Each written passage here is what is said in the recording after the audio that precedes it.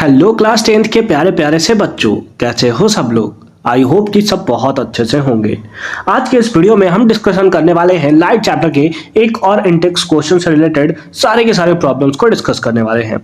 अगर तुमने इससे प्रीवियस वीडियो अभी तक नहीं देखा है, साथ ही साथ आने वाले वीडियोस का सॉल्यूशन देखना चाहते हो, तो कंप्लीट प्लेलिस्ट का लिंक मिलेगा आपको डिस्क्रिप्शन में, तो एक बार डिस्क्रिप्शन जरूर चेक कर लोगे। क्वेश्चन नंबर 1 से स्टार्ट करते हैं। क्वेश्चन नंबर 1 जैसा कि तुम्हें स्क्रीन पे देखने को मिल रहा है कि a ray of light travelling in air enters obliquely in water, यानी कि अगर सपोज्ड करें कि हमारे पास एक सरफेस है और इधर में एयर है और नीचे में वाटर है, तो तुम्हें पता है कि एयर जो होता है वो होता है denser medium as compare to water, sorry rarer medium. Air कैसा होगा, दैट इज रेयरर मीडियम, और वाटर के कंपेयर में, है ना, वाटर के कंपेयर में एयर रेयरर मीडियम है, तो वाटर कैसा है, तो वाटर है डेंसर मीडियम। वाटर कैसा है, डेंसर मीडियम। ठीक है, ठीक है। अब हमें बोल रहा है कि एक रे ऑफ लाइट है जो एयर से ट्रैवल करता हुआ वाटर में चला जाता है, यानी कि एक रे ऑफ लाइट है जो वाटर से ट्रैवल करता हुआ किसमें, एयर से ट्रैवल करता हुआ वाटर में जाता है। तो does the light ray bends towards the normal और अवे फ्रॉम द नॉर्मल। तो लेट अस सपोज ये एयर है और एयर से ट्रैवल करता हुआ ये कुछ ऐसा आया, तो इसके जस्ट परपेंडिकुलरली तुम ड्रॉ करोगे क्या, नॉर्मल। क्या ड्रॉ करोगे, नॉर्मल, है ना। तो ये तुमने नॉर्मल ड्रॉ कर लिया और यहां पर ये तुमने क्या ड्रॉ कर लिया, दैट इज इंसिडेंट रे। ठीक है, अब ये नॉर्मल जो है वो सीधा ऐसे चला जाएगा। अब तुम्हें बताना है कि जब ये रे ऑफ लाइट है जो एयर से फॉल किया हुआ है वो सिंपल फॉर्म में अवे फ्रॉम द नॉर्मल होगा या टुवर्ड्स द नॉर्मल होगा। तो क्योंकि रे ऑफ लाइट रेयरर मीडियम से डेंसर मीडियम में जा रहा है, और जब भी रे ऑफ लाइट रेयरर से डेंसर में जाता है तो वैसे केसेस में वो टुवर्ड्स द नॉर्मल बेंड कर जाता है, यानी कि इसको जाना चाहिए था कुछ इस पाथ में, बट ये इधर ना जाकर ये इधर की तरफ बेंड कर जाएगा, है ना। तो ये क्या होगा, टुवर्ड्स द नॉर्मल बेंड कर जाएगा। बस इसी चीज को हमें लिखना है वर्डिंग के फॉर्म में। तो लिखेंगे when a ray of light travelling in air enters obliquely into water it bends towards the normal. ये क्या होगा, नॉर्मल के टुवर्ड्स बेंड कर जाएगा। इसका रीजन क्या होगा, क्योंकि वाटर जो है वो ऑप्टिकली डेंसर मीडियम है as compare to the air जो कि हमारा रेयर मीडियम है। ठीक है, due to which the speed of light waves decreases. अब कोई भी ray of light rare medium से डेंसर मीडियम में जाता है तो वैसे केसेस में स्पीड ऑफ लाइट डिक्रीज कर जाता है, और यही स्पीड ऑफ लाइट डिक्रीज करने के कारण उसका पाथ चेंज हो जाता है और स्लाइटली वो नॉर्मल की तरफ शिफ्ट हो जाता है। Entering water making the light bends towards the normal, और जिसके कारण जो लाइट है वो नॉर्मल के टुवर्ड्स बेंड कर जाता है। तो इस तरीके से तुम इसका आंसर जो है सिंपल फॉर्म में लिख सकते हो। ठीक है, ठीक है, लिख लेंगे हम ऐसे आंसर। सेकेंड पार्ट में आओ। सेकेंड पार्ट में दिया हुआ है कि light enter from air to glass, यानी कि लाइट एयर से ग्लास की तरफ इंटर करता है, हैविंग द रिफ्रैक्टिव इंडेक्स। इस केस में हमें रिफ्रैक्टिव इंडेक्स गिवन है ग्लास का। रिफ्रैक्टिव इंडेक्स ऑफ ग्लास ये हमें गिवन है, दैट इज 1.50। ठीक है, कितना है, 1.50। ठीक है, what is the speed of light in glass. तो हमें यह बताना है कि speed of light in glass क्या होगा। ठीक है, ठीक है।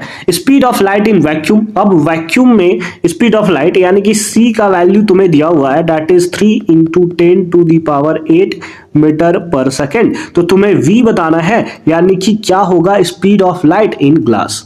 तो नाउ तुम्हें यहां पर फॉर्मूला पता होना चाहिए, रिफ्रैक्टिव इंडेक्स ऑफ ग्लास, इसका फॉर्मूला होता है c/v, यानी कि speed of light in vacuum to the speed of light in glass. ठीक है, बस यहां से तुम्हें v का वैल्यू फाइंड आउट करना है, आंसर तुम्हारे पास निकल कर आ जाएगा।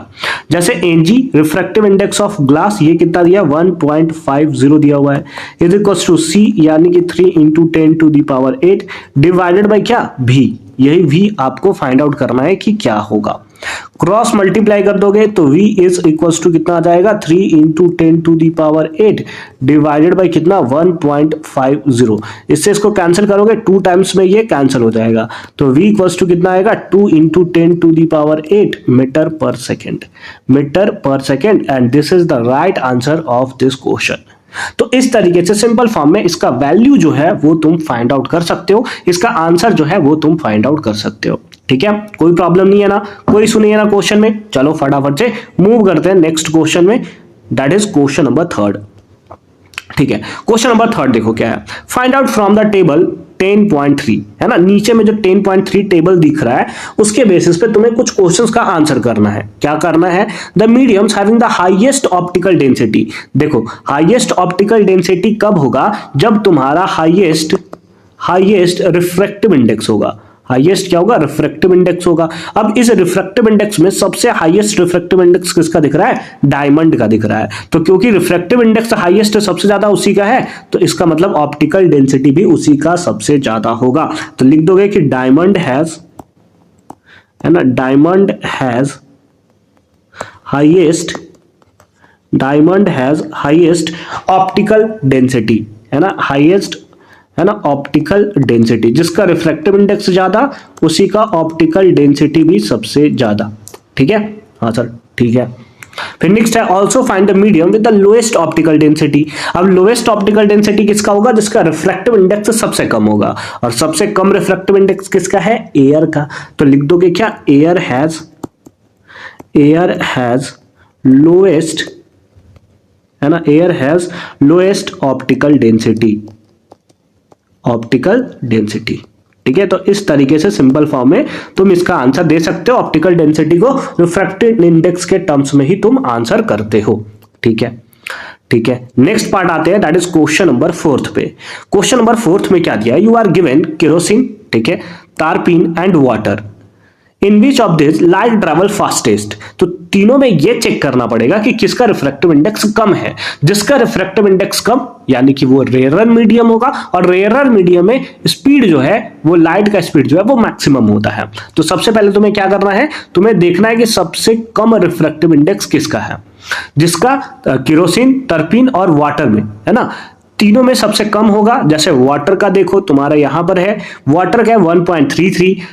फिर उसके बाद केरोसिन का देखो तो केरोसिन का है तुम्हारे 1.44, और है ना, टारपेंटाइन का अगर तुम देखो तो वो दिया हुआ है कितना, 1.47। तो इन तीनों में सबसे कम किसका है, तो सबसे कम है वाटर का। तो इसका मतलब यहीं पर जो होगा वो सबसे ज्यादा लाइट जो है वो ट्रैवल करेगा सबसे फास्टेस्ट। रीजन क्या है, क्योंकि रिफ्रैक्टिव इंडेक्स जो होता है, रिफ्रैक्टिव इंडेक्स इनवर्सली प्रोपोर्शनल होता है स्पीड ऑफ लाइट यानी कि वी के। ठीक है, तो बस इसी तरीके से तुम लिख दोगे, light travel fastest in water as compare to kerosene और तारपीन। रीजन क्या होगा, क्योंकि refractive index of water is lower than kerosene and तारपीन। ठीक है, टर्पेंटाइन। ठीक है, इसका मतलब क्या कि केरोसिन और टर्पेंटाइन के कंपेयर में वाटर का जो रिफ्रैक्टिव इंडेक्स है वो सबसे कम है। The speed of light is inversely proportional to, है ना, रिफ्रैक्टिव इंडेक्स। रिफ्रैक्टिव इंडेक्स से क्या होता है, इनवर्सली प्रोपोर्शनल होता है, यानी कि जिसका रिफ्रैक्टिव इंडेक्स सबसे कम उसी बेसिस पे क्या होगा, उसका वेलोसिटी उतना ही ज्यादा। और रिफ्रैक्टिव इंडेक्स जितना ज्यादा, जैसे डायमंड के केस में तुम देखो, डायमंड के केस में रिफ्रैक्टिव इंडेक्स सबसे ज्यादा है, तो इसका मतलब रे ऑफ लाइट यहां पर बहुत ही कम, नहीं के बराबर जो है वो ट्रैवल करेगा। ठीक है, ठीक है, ठीक है। नेक्स्ट आते हैं लास्ट क्वेश्चन में, that is question number 5। The refractive index of diamond is 2.42, है ना। रिफ्रैक्टिव इंडेक्स जो डायमंड का दिया हुआ है वो दिया है 2.42। ठीक है, what is the meaning of this statement. तो इस स्टेटमेंट का मीनिंग क्या है, इसको तुम्हें बताना है। तो तुम इसको दो तरीके से बता सकते हो। जैसे तुम्हारे पास refractive index of diamond d तुम्हें गिवन है, दैट इज कितना, 2.42। ठीक है, अब रिफ्रैक्टिव इंडेक्स का फॉर्मूला क्या होता है, दैट इज C/V, है ना। V किसके लिए, तो डायमंड के लिए वेलोसिटी कितना है, दैट इज 2.42। ठीक है, इज इक्वल्स टू कितना, 2.42।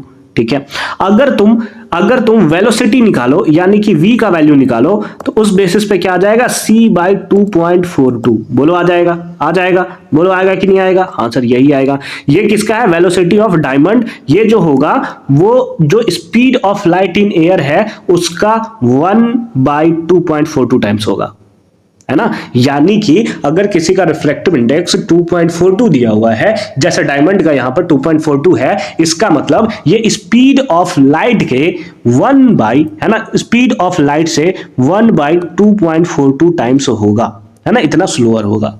बस इसी बात को तुम्हें वर्डिंग के फॉर्म में लिख देना है, या फिर तुम दूसरे फॉर्म में ये बोल सकते हो कि जो स्पीड ऑफ लाइट डायमंड में होगा उसका 2.42 times speed of light air में होगा। है ना, दोनों तरीके से बता सकते हो, या तो कम होगा डायमंड में, या तो कम होगा, या तो हम बोल सकते हैं कि इतना गुना एयर में ज्यादा होगा as compare to the diamond. तो चलो आंसर देखते हैं क्या है। The refractive index of diamond is 2.42 which means that speed of light in diamond will reduced by the factor 2.42 as compared to the speed in the air। ठीक है, ठीक है, यानी कि जो स्पीड ऑफ लाइट डायमंड में होगा वो कितना गुना होगा, 2.42 टाइम्स कम हो जाएगा as compare to the air. In other words, the speed of light is diamond is 1 by 2.42 times the speed of light in vacuum। तो वही चीजों को हमने यहां पर लिखा है। अगर तुम्हारे पास एक बार फॉर्मूला क्लियर है ना, तो तुम चीजों को बस इस तरीके से समराइज्ड करके भी और इसका डेफिनेशन लिख सकते हो। आई होप कि तुम्हें क्वेश्चन नंबर 5 भी बहुत क्लियर तरीके से समझ में आया होगा। मिलते हैं अगली वीडियो में एक और इंटेक्स क्वेश्चंस के सॉल्यूशन के साथ। तब तक के लिए अच्छे से पढ़ाई करते रहो। All the very best for your upcoming examination.